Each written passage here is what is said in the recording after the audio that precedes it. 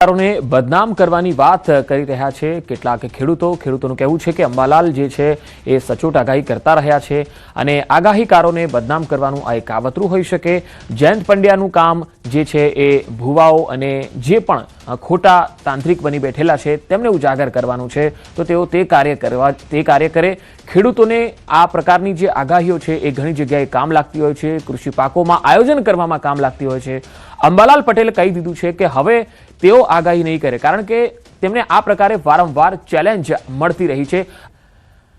આગાહીથી અંબાલાલ કાકાના રામ રામ। જી હા, આગાહીકાર અંબાલાલ પટેલે મોટી જાહેરાત કરી દીધી। આજથી હવામાનની આગાહી ન કરવાનો નિર્ણય કર્યો છે। જનતાનું સમર્થન છે, સરકારનું સમર્થન મળે તેવી આશા તેમણે વ્યક્ત કરી છે। જ્યાં સુધી યોગ્ય સમર્થન નહીં મળે ત્યાં સુધી તેઓ આગાહી નહીં કરે એવો નિર્ણય અંબાલાલ પટેલે કર્યો છે। આગાહીકારો વિરુદ્ધ જે રીતે જયંત પંડ્યા મેદાનમાં ઉતર્યા, વારંવાર તેમણે ચેલેન્જો આપી છે આગાહીકારોને, ત્યારે અંબાલાલ પટેલે કહ્યું છે કે હું વર્ષોથી આગાહી કરું છું। આ આગાહીમાં મારો કોઈ સ્વાર્થ નથી। આગાહી જે છે એ પ્રાચીન પદ્ધતિથી જ કરવામાં આવતી હોય છે। વર્ષા વિજ્ઞાન જે છે એનો વર્ષોથી ઉલ્લેખ રહ્યો છે અને એના આધારે જ તેઓ આ નિર્ણય અને આગાહીઓ કરતા હોય છે। પરંતુ જ્યારે વારંવાર આ પ્રકારના ચેલેન્જો આવે છે ત્યારે તેમણે હવે નિર્ણય કર્યો છે કે સરકાર સમર્થન આપે તો જ આગાહી કરવાનું હવે વિચાર કરશે।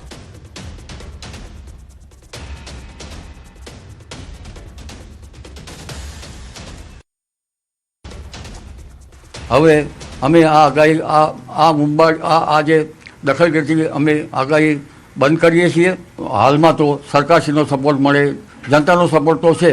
સરકારમાં પણ અમે અમારું લગભગ આગાહી માટે અમને બોલાવવામાં આવતા હતા, અમે જતા હતા। હવે આ બધી બાબતમાં જ્યાં સુધી અમને સપોર્ટ નહીં મળે ત્યાં સુધી રામ રામ જય। અંબાલાલ પટેલે આગાહી કરવાની હવે ના પાડી દીધી છે। કોઈ પણ પ્રકારની તેઓ આગાહી નહીં કરે। તેમણે કહ્યું છે કે જનતાનો સહયોગ તો હંમેશાથી રહ્યો છે, પરંતુ હવે સરકાર સમર્થન કરશે તો જ તેઓ આગાહી કરવાનું વિચારશે। આગાહીકાર અંબાલાલ પટેલે મોટી જાહેરાત કરતા કહ્યું છે કે હવેથી તેઓ આગાહી નહીં કરે। યોગ્ય સમર્થન ન મળે ત્યાં સુધી તેઓ આગાહી નહીં કરે। કે આ આગાહી જે અમે આપતા હતા એ અમારે કંઈ લેવું ખાવું નથી। અમે કોઈ જ્યોતિષી નથી। અમે કોઈને લગભગ આંખમાં ધૂળ નાખી કે સાચી રીતે ગમે તે રીતે અમે કોઈ એવું કરતા નથી। જ્યોતિષો અમે નથી એવું કહેતા જ્યોતિષ ભાઈઓ આંખમાં ધૂળ નાખે છે, પણ કેટલાક સાચા જ્યોતિષીઓ છે, પરંતુ કેટલાક લેભાગુ હોઈ શકે એ માટે બરાબર છે, જે જાણતા ન હોય એના માટે। પણ જ્યોતિર્બિંદુનું તો અમે સન્માન કરીએ છીએ અને જ્યોતિર્બિંદુની સાથે તો અમે છીએ જ। એટલે હવે અમે આ આગાહી આ મુંબઈ આ જે દખલગીરી અમે આગાહી બંધ કરીએ છીએ અને અમારો સનાતન ધર્મમાં પરંપરાગત જે જ્ઞાન હતું એને અંગ્રેજ સરકારો પણ સરાહના કરતા હતા। હમણાં ગુજરાત સરકાર યુનિવર્સિટીઓ પણ સરાહના કરે છે। હવામાનના આગાહીકારો સામે કાર્યવાહી કરવાની માંગ સાથે જયંત પંડ્યાના નિવેદન બાદ હવે ખેડૂતો તરફથી પણ પ્રતિક્રિયાઓ સામે આવી છે। ખેડૂતોએ જયંત પંડ્યાના નિવેદનનો વિરોધ કરતા કહ્યું કે ખેડૂતોને આજે પણ આગાહીકારો પર વિશ્વાસ છે અને તેમની ઘણી આગાહીઓ સાચી સાબિત પણ થઈ છે। ખેડૂતના જણાવ્યા મુજબ કુદરત સામે કોઈનું ચાલતું નથી અને વરસાદ એકાદ બે દિવસ મોડો પડે તો તેનો અર્થ આગાહી ખોટી હોવાનું નથી। તેમણે કહ્યું કે આગાહીકારોના વર્તારાથી ખેડૂતોને વાવણી સહિતના કૃષિ આયોજનમાં ફાયદો થતો હોય છે। ખેડૂતે એવો પણ આક્ષેપ કર્યો કે આગાહીકારોને બદનામ કરવાનો પ્રયાસ થઈ રહ્યો છે, તેમની સામે કોઈ ગુનો દાખલ ન થવો જોઈએ। સાથે જ તેમણે કહ્યું જયંત પંડ્યાનો વિષય ખેડૂતોનો નહીં પરંતુ ભૂવા ભરાડીનો છે અને ખેડૂતોને ગેરમાર્ગે દોરતી વાતો ન કરવી જોઈએ।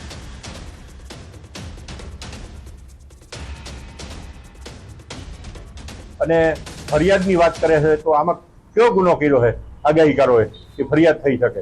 અરે તમે જે કામ કરો છો એ કામ કરો ને। તમે ગામડાની અંદર હજી અંધશ્રદ્ધામાં લોકો મૃત્યુ પામે છે, ઘણા બધા લોકો અંધશ્રદ્ધામાં જીવે છે, એને કાઢવાના કેમ બહાર, અંધશ્રદ્ધા કેમ ન ફેલાય એ તમારે કામ કરવાનું છે, તો એ નથી કરવું અને આ હાઇલાઇટ થવા માટે આવી બધી વાતો કરે છે।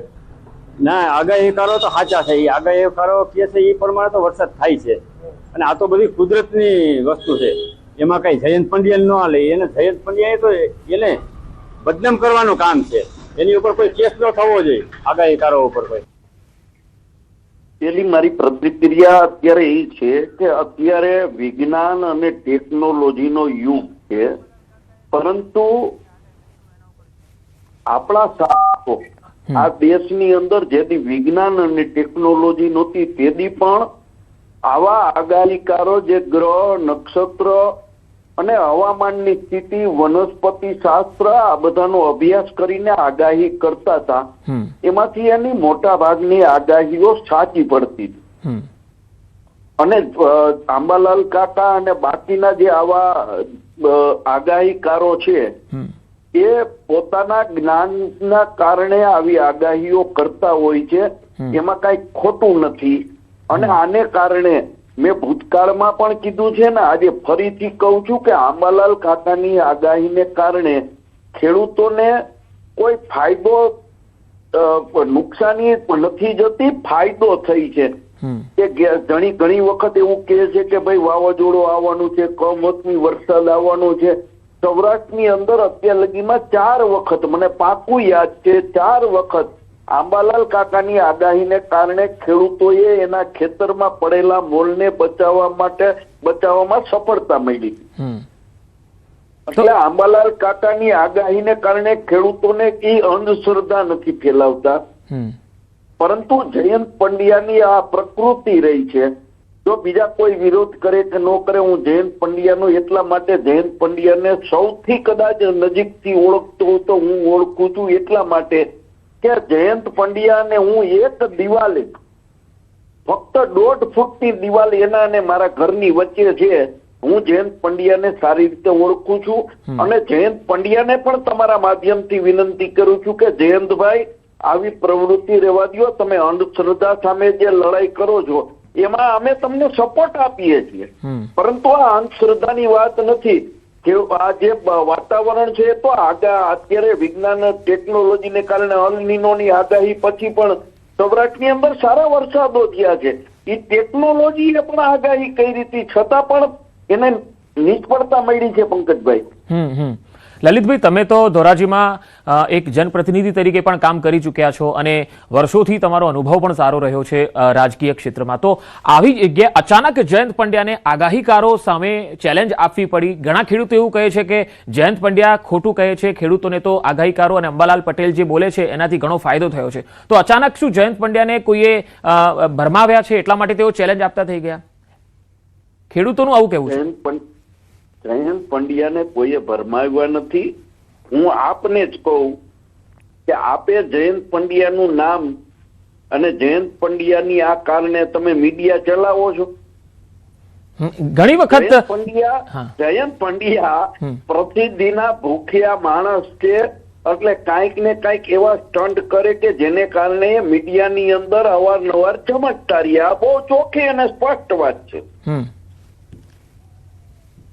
તો લલિતભાઈ અંબાલાલ કાકાનો જે નિર્ણય છે આ નિર્ણય ખરેખર એમણે લેવો જોઈએ તેમનું કહેવું છે કે સરકાર જો સમર્થન આપે તો હું હવે આગાહી કરવાનું વિચારીશ બાકી હવે મારે કરવું નથી કારણ કે વારંવાર આ પ્રકારના જે સરકાર સમર્થન આપે કે ન આપે જો અત્યારે હું તમને કહું કે મેં એક મીડિયા ચેનલની અંદર કહ્યું છે કે પાટણના ધારાસભ્ય કિરીટભાઈ પટેલ પૂર્વ ધારાસભ્ય લલિતભાઈ કગથરા અને હું અમે આંબાલાલ કાકા પાસે જવાના છીએ કે તમારે જ્યાં જરૂર પડે ત્યાં અમે ખેડૂતના દીકરા તરીકે ખેડૂતના પ્રતિનિધિ તરીકે તમારી સાથે છીએ અમને મીડિયામાં કોઈ શોખ નથી અને આંબાલાલ કાકાને સપોર્ટ એટલા માટે માની લ્યો કે એની 5 આગાહી ખોટી પડે છે એનાથી ખેડૂતોને કઈ નુકસાન તો નથી થતું ખેડૂતોને ભરમાવતા તો નથી લડવું હોય જયંત પંડ્યા બીજે લડે અંધશ્રદ્ધા સામે લડે આ બાવાઓ સાધુઓ ઢોંગીઓ આ રામ મંદિરના ચંદા ચોરો છે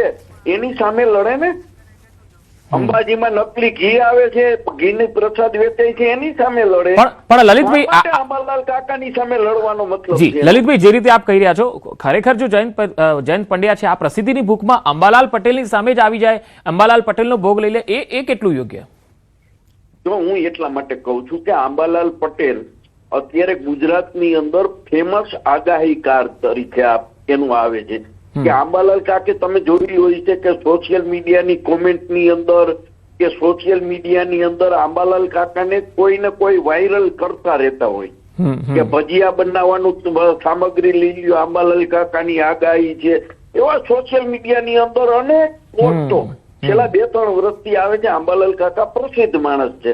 હવે આંબાલાલ કાકાનો વિરોધ કરે તો સ્વાભાવિક છે કે તમે મીડિયા ચલાવવાના છો, અને આની પાછળનું ફક્ત ને ફક્ત એક જ કારણ છે તો એમાં કે પ્રસિદ્ધિની એને ભૂખ છે. જી, અને પ્રસિદ્ધિની ભૂખનું તમે કહો છો જયંત પંડ્યાને, તો ખાસ અહીંયા એક દર્શક પણ જોડાયેલા છે. લલિતભાઈ, આપ મારી સાથે જોડાયેલા રહેશો. એક દર્શક છે આપણી સાથે. જી, આપનું નામ જણાવો અને શું કહેવું છે આપનું? અશોકભાઈ. અશોકભાઈ, જી અશોકભાઈ, આપનું શું માનવું છે? અંબાલાલ પટેલે જે નિર્ણય કર્યો છે કે હવે તેઓ આગાહી નહીં કરે. આગાહી કરે એમાં કઈ વાંધો નથી, આગાહી એની કમ્પ્લીટ જ છે. આપણે એ સિસ્ટમની આગાહી ફેલ થાય છે, એની બદલે અંબાલાલની આગાહી જો સાચી પડતી હોય તો એને આગાહી ન કરવા ઉપર તો એ ખોટું કહેવાય, કારણ કે સિસ્ટમ ફેલ થતી હોય તો એ સિસ્ટમ નો વાક કહેવાય, અંબાલાલનો વાક ન કહેવાય. એટલે અંબાલાલ જે આગાહી કરે છે એ બરોબર છે. તમારી સિસ્ટમમાં ફેર થતો હોય તો સિસ્ટમમાં ફેર કરો.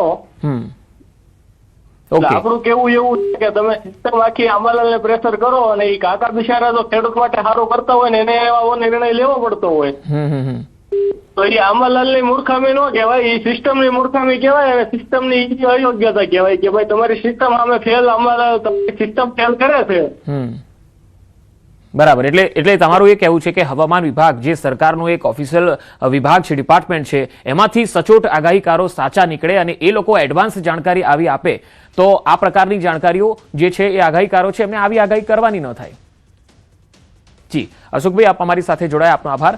તો આ દર્શક હતા સુરતથી અશોકભાઈ. તેમનું કહેવું છે કે સરકાર એવી સિસ્ટમ બનાવે કે જેથી આવા આગાહીકારો જે છે જે સાચા સાબિત થતા હોય છે અને ફેમસ થતા હોય છે, તો સરકારનું જે તંત્ર છે એ પણ તો આ રીતે ફેમસ થઈ શકે છે. ધોરાજીથી આપણી સાથે એક દર્શક મિત્ર છે કાસમભાઈ. કાસમભાઈ, તમારું શું માનવું છે? મારું માનવું એવું છે કે અંબાલાલ કાકા આગાહી કરે એમાં ખેડૂતને ઘણો ફાયદો છે.